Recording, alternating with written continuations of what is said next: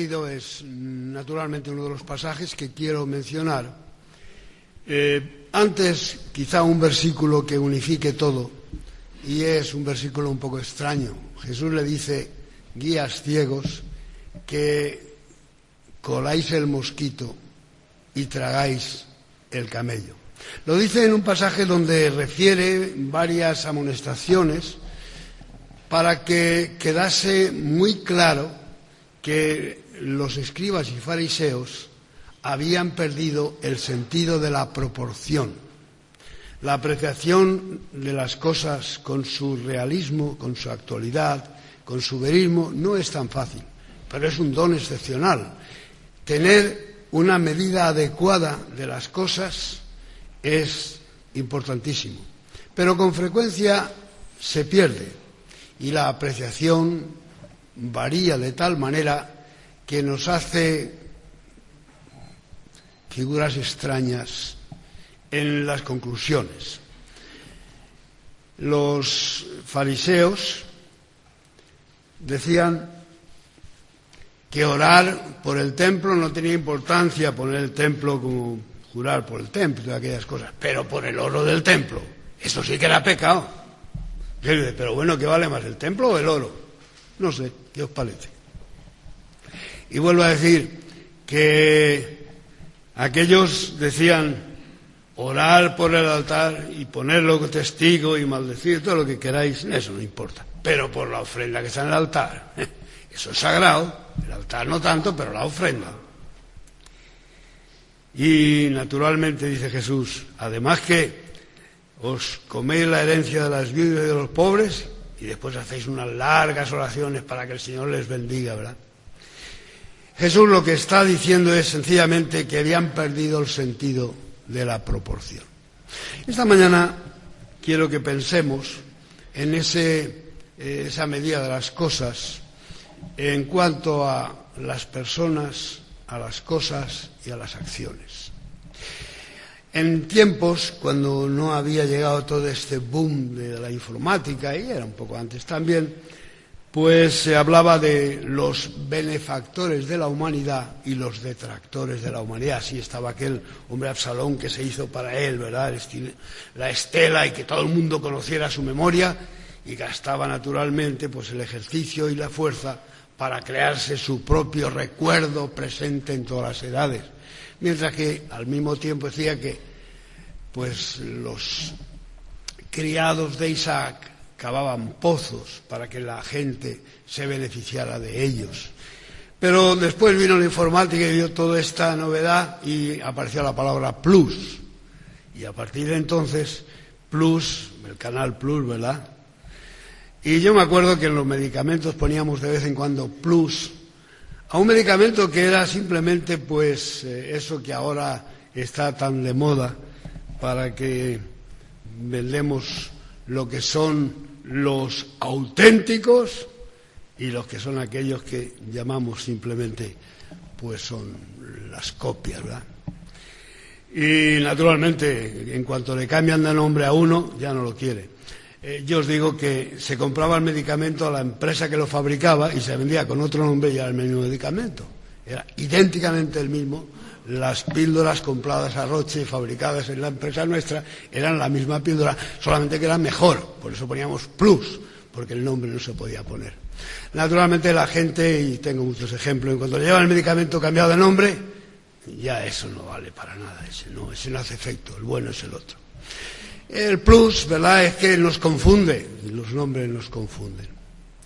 Quiero pensar en esos hombres plus y esos hombres minus, porque hay algunos que añaden a la relación, a la humanidad, a la sociedad e incluso a la Iglesia, le añaden un contenido positivo, creativo y de beneficio para todos.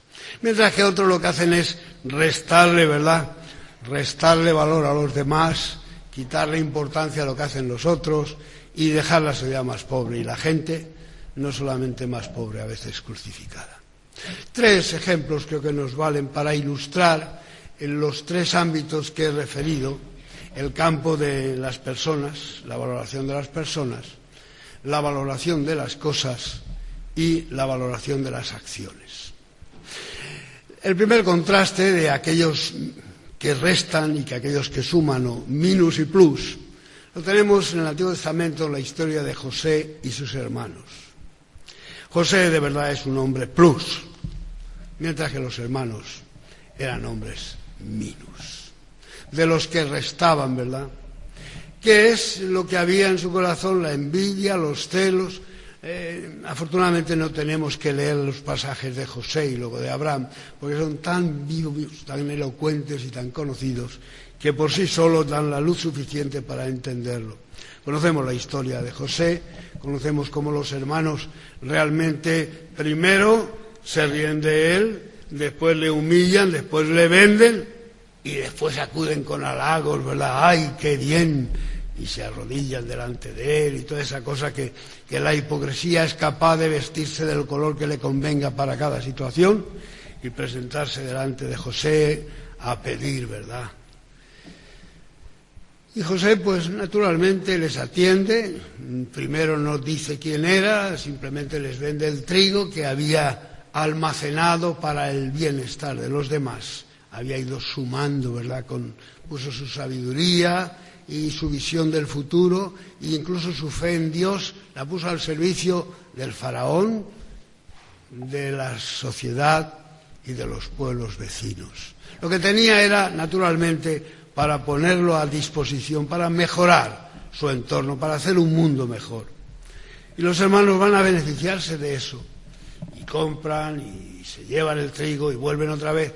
Y después, naturalmente, cuando reconocen, y José se presenta definitivamente con ellos, tienen la alegría, ¿verdad?, recuperar a su hermano, que es el principal, y qué bien, un hermano importante en Egipto, ¿verdad?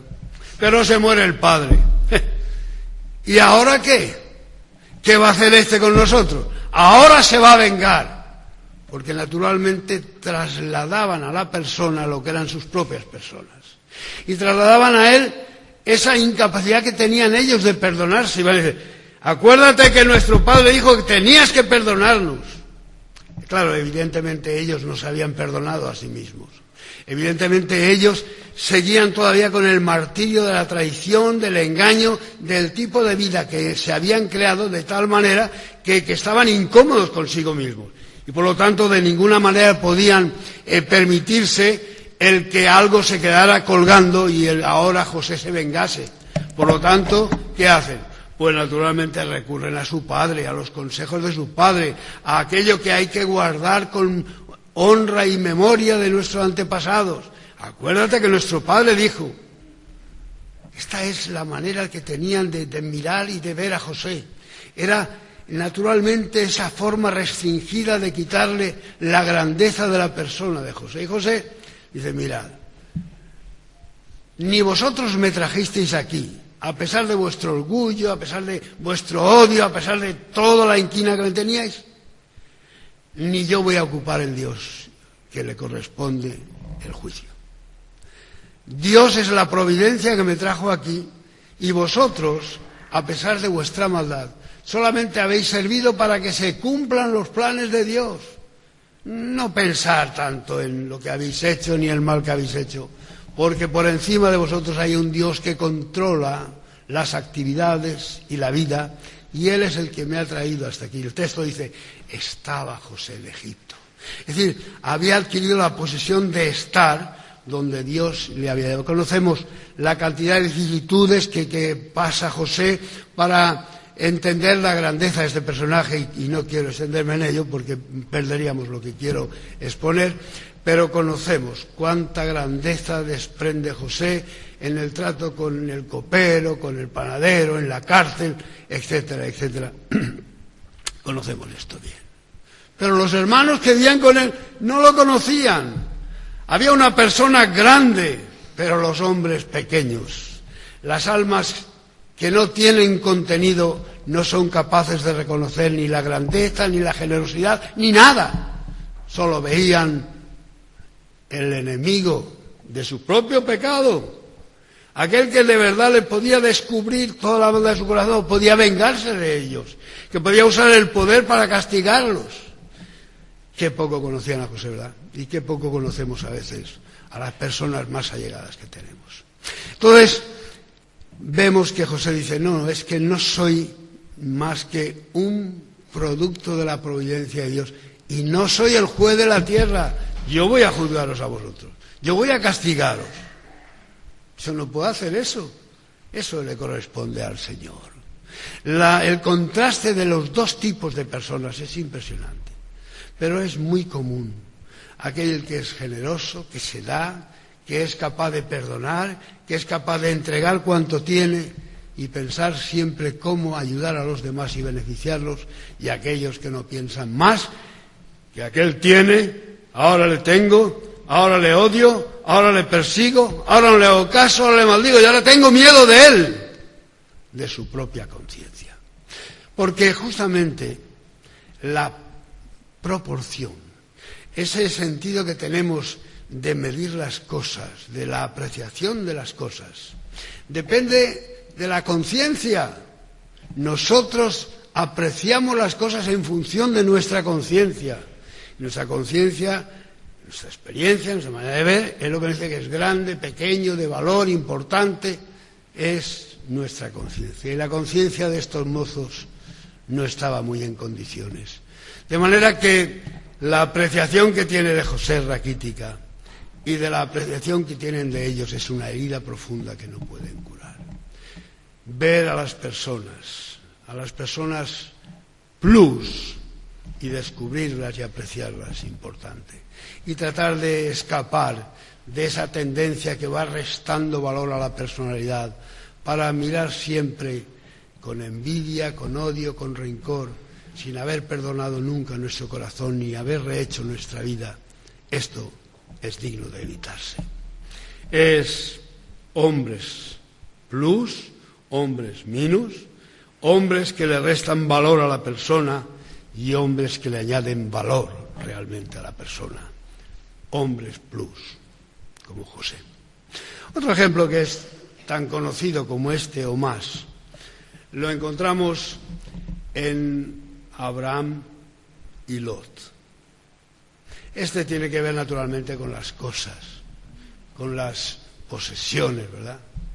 Y cuando Abraham y Lot, que vivían juntos, pero que no podían vivir juntos, porque eran dos tipos de personas tan diferentes.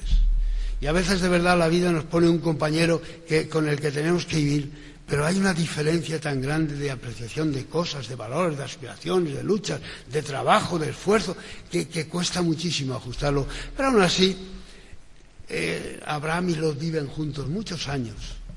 Y naturalmente, cuando a Abraham Dios le llama, toma a su sobrino con él, le toma como, dice, voy a tener una experiencia con Dios. Dios me ha prometido, vente conmigo, que serás para ti también una gran cosa. Y naturalmente aparece ya ahí esa generosidad de Abraham para tomar consigo a su sobrino y llevarlo. Y durante muchos años viven juntos, supongo que aguantándose, porque cuando uno mira la luz y otro mira las tinieblas, y uno valora una cosa y otro valora, es difícil, ¿no? Pero evidentemente el problema vino ya después, cuando además de Lot estaba su mujer y sus criados y sus intereses, y entonces ya la cosa no puede llegar a más adelante. La tensión había aumentado de tal manera que no se podían soportar. Y me imagino a Abraham diciendo, no te preocupes, y no te preocupes. Y el otro tirándole piedras y riéndose, me imagino cómo son estas cosas. Las almas pequeñas suelen tirar muchas piedras y pueden realmente crear muchas fantasías y atacar por todas partes. Esto es naturalmente típico, ¿verdad? Y un día le dice a Abraham, mira, Lot, no podemos seguir así. Tú eres mi sobrino, vivimos juntos y nos queremos, pero no podemos vivir juntos. De manera que lo más fácil es, mira toda la tierra aquella, mira lo que quieras, toma lo que quieras, y tú vas a la derecha y yo voy a la izquierda. No te preocupes, lo que tú quieras. Es que la escena es tremenda, ¿no? Lot mira y dice, anda, si puedo tener todo esto, ¿eh? Y aquí dice el texto, dice, que la tierra era de riego de verdad, que podía sembrar las cosechas sin preocuparse de nada, que podía poner a los ganados ahí fuera y no había que preocuparse. Aquello era abundancia por todas partes. Y vio justamente lo de fuera, ¿no? Vio la apariencia de las cosas, el valor de las cosas, la importancia de tener cosas, de tener tierra donde los ganados pudieran pastar. Y al Abraham dice, pues para ti el monte, allí que no hay nada, pues tú te vas al monte, allí verás tú como allí te pierdes y yo seré aquí el dueño y seré el que manda y seré más poderoso que tú. Y así va la cosa. Lot no era un hombre malo, no era un pecador, no es que era un ateo, él creía en Dios. Si leemos segunda de Pedro, en el capítulo 2, versículos 7 y 8, veremos que incluso Pedro recuerda a Lot como un hombre justo, con un hombre que naturalmente vive en una situación de angustia, porque le está rodeando los que hablan mal, los que piensan mal, los que murmuran. Se ha metido allí, ese no es su sitio, pero está allí y está respirando constantemente amargura y maldad, y Pedro naturalmente lo refiere para mostrar por una parte la presencia de Lot, la forma de ser de Lot, pero también la misericordia de Dios, que Dios trata de ayudarle, ¿verdad? Aunque él dice expresamente en 19:16 que se detuvo, ¿no? Y los ángeles tenían que empujarlo para que dejara sus cosas, pues había pegado tanto a las cosas que no podía dejarlas.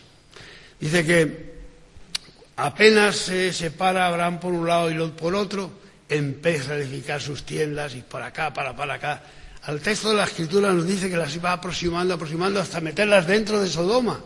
Y pronto se mete dentro de la ciudad y edifica en el centro, porque allí es más fácil y los negocios funcionan mejor. Y entonces su riqueza, su afán de tener la posesión de las cosas, le fue a meterse con tantas cosas desagradables que arruinaron su vida.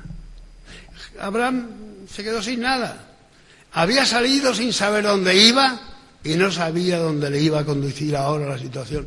Pero no importa.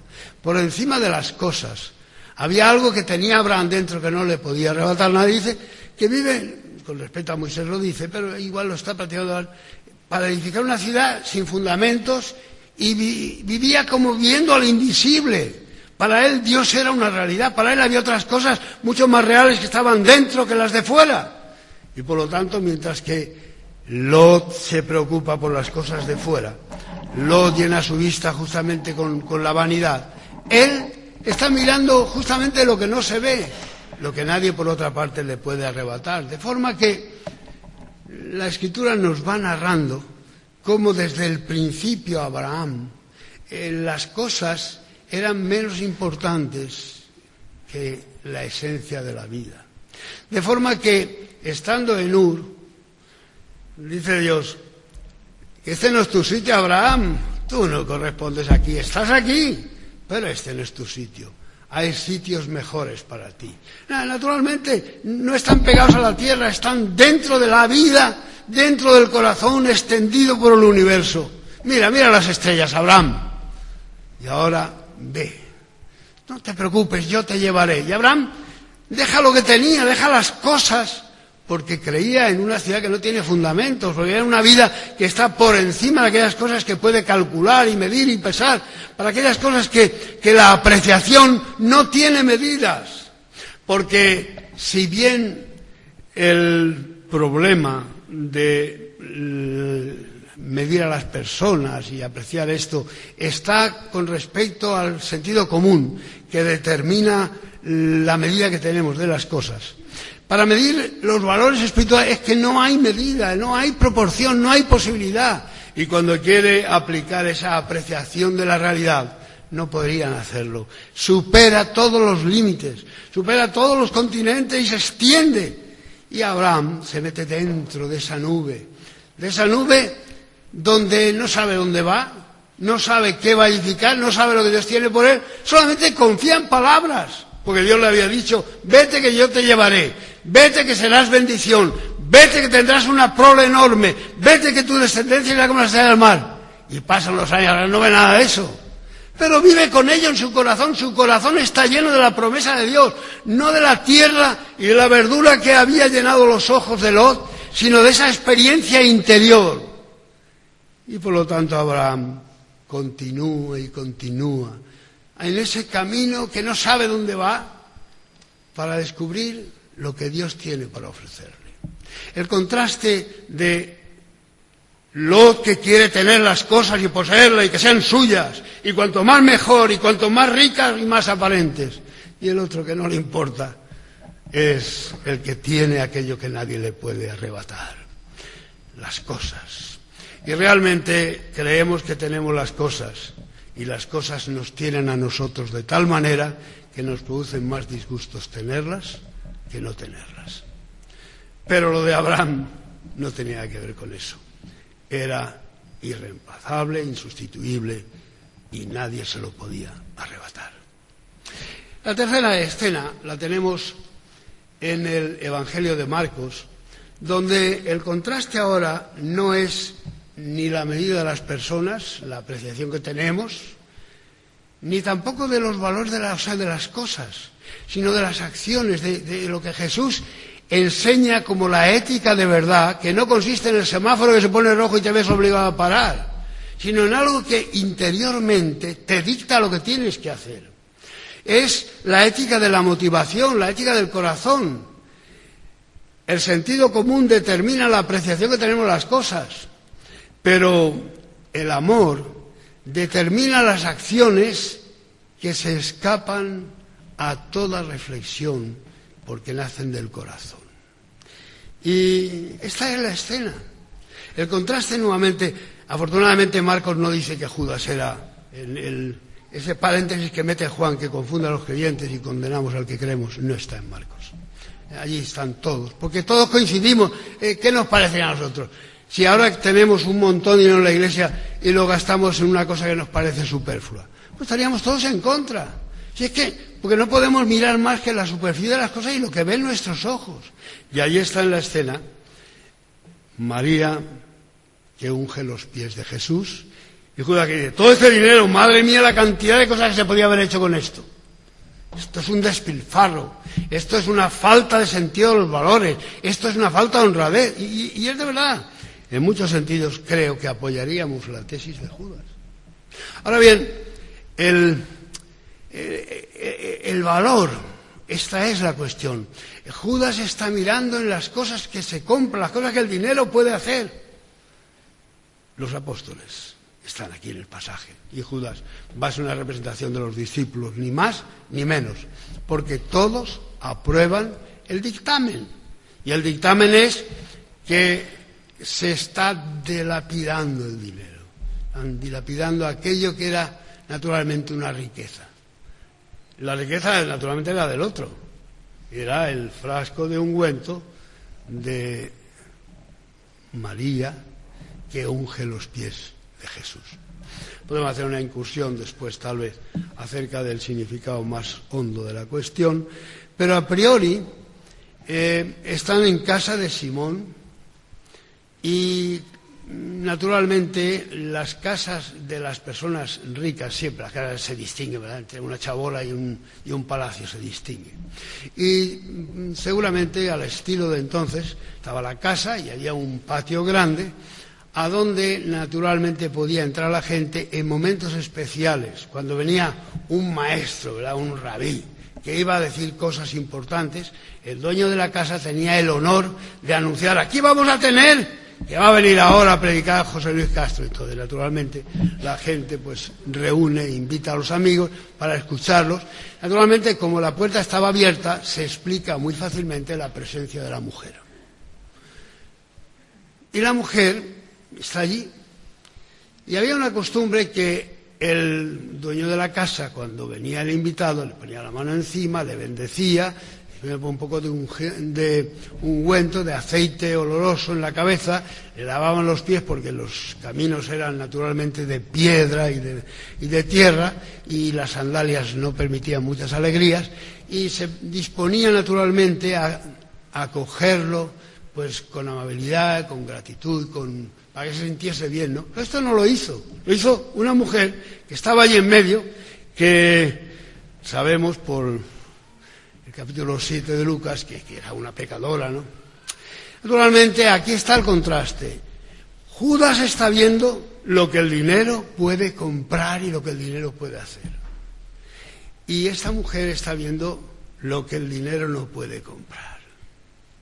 Naturalmente, ¿qué había en el corazón de esta mujer? Al margen de el sentido de la apreciación de los valores de Jesús, ¿verdad? Dejadla. ¿No veis que está haciendo una buena obra?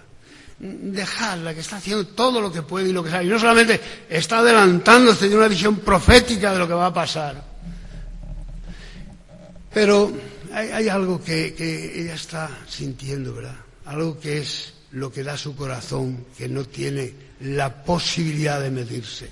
Y es que es una respuesta de agradecimiento.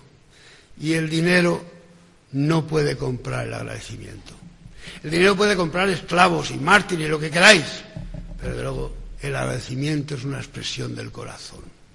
Y una expresión noble que surge solamente cuando la persona está agradecida, que no es el halago, ni la adulación, ni poner la mano por el hombro porque quiero que me dé. No. Es algo que surge espontáneamente de un corazón agradecido, porque si corresponde Lucas, esta mujer había tenido un perdón tremendo y un cambio imposible de entender en su vida por la palabra de Jesús, que había entrado dentro de ella, la había levantado en medio de la sociedad para darle la dignidad de persona, a pesar de ser mujer, a pesar de que es el tiempo, a pesar de ser pecadora, y sentía algo que nunca había sentido, sentía persona. Y ese sentido de persona es lo que va a demostrar ahora en su acción. Lo que surge de dentro. Es justamente la motivación, el agradecimiento porque Cristo le ha perdonado los pecados, porque Cristo le ha devuelto su estatus social y porque Cristo le ha dado la esperanza de la vida. Hay algo que el dinero no puede comprar. No podían de ninguna manera comprar ese sentido de gratitud interior que solo las almas nobles poseen cuando responden de verdad por el mal que le hacen. Responde en favor, ¿verdad? Aquello del peral, la piedra que tiró el niño. Pues esto es lo que está diciendo esta mujer. Eso no se puede comprar. Es una experiencia que llena el corazón y se manifiesta. Y María está viviendo esa experiencia que Judas no puede comprar, pero me temo que no puede entender ni tampoco los discípulos. Y es que la simpatía tampoco se puede comprar. Hay los que somos por naturaleza feos, eso ya es otra cuestión, ¿verdad? Pero no, la simpatía es que no depende del cuento chistes y el que se hace gracioso, ni tampoco que tenga la cara más linda, No, la simpatía es una cuestión mucho más interior. La palabra simpatía es sin, que en griego es com, y patía, que es padecer, es sufrir con uno, identificarse con uno de tal manera que puede percibir lo que pasa en el otro. Y eso tampoco se compra con dinero. O se tiene o no se tiene. Y María estaba percibiendo que algo pasaba en la vida de Jesús, que algo había dentro de ese momento. Y siente el momento trágico de Jesús. ¿Cómo lo siente? No sabemos. Jesús lo confirma. Pero hay esa simpatía, esa empatía, esa identificación de sentimientos interiores, de intuición, llamémoslo que queramos, pero sabemos de lo que estamos hablando, aunque muchas veces el lenguaje resulte insuficiente para expresarlo. Y María está sintiendo eso, que algo pasa por la vida de Jesús. Y quizás es la única oportunidad o la última que tiene de decirle gracias por lo que has hecho, o yo estoy sufriendo contigo, o yo quiero participar de la copa que tú bebes. De cualquier manera, dejadla, si lo ha hecho para mi sepultura, si está haciendo una buena obra, si es el momento más trágico de mi vida, y ella está ahí, entendiendo lo que va a pasar. La motivación, ¿verdad? Eso no lo puede comprar con dinero, ni mucho menos. Pero además de esto, el amor tampoco se compra con dinero. Y María amaba de verdad. Y amaba de tal forma que está dispuesta públicamente a hacer los gestos de verdad, de entrega, de consagración, de dedicación, de reconocimiento, pero es esa motivación del amor en el cual se contrastan los amores de la historia, de la familia, de la tradición, de las costumbres y el amor de Jesús. Sí, no es tan sutil la cosa, es mucho más profunda. Porque ese frasco de ungüento pasaba de padres a hijos, ¿verdad? Lo han tenido sus abuelos, sus tatarabuelos. Y naturalmente era una reliquia, señal de piedad de una casa, lo que ungían a los muertos, lo que de verdad servía para testificar esa costumbre de Israel y esa tradición familiar. Y aquello era naturalmente un elemento no decorativo ni de valor crematístico, sino de un valor tremendo de herencia espiritual. Es lo que había heredado a sus padres junto con su experiencia religiosa. ¿Y qué? ¿Quiero más a esto o a Cristo? ¿Dónde está realmente el asiento de mi amor? Y naturalmente la decisión de María es: Cristo tiene que saber que le amo a Él más que a las tradiciones familiares y al valor de este ungüento y a la decoración de este frasco, porque le amo sobre todas las cosas. Y es por esto que, naturalmente, rompe el frasco, rompe aquel ungüento carísimo, se extiende por todas partes. Tenemos el olor de María y el olor de Judas, de los hermanos de José y de Lot, uno que huele a podredumbre y el otro que bendice el ambiente y da a todos bienestar y alegría. Es la valoración de las personas, de las cosas o de los motivos interiores del alma. Y creo que tomar ese ejemplo de Jesús, que puede valorar a la mujer, sus hechos, dejarla, buena obra realizado, mirar con esos ojos de reconocimiento, de agradecimiento y de bondad, creo que es un reto para los cristianos.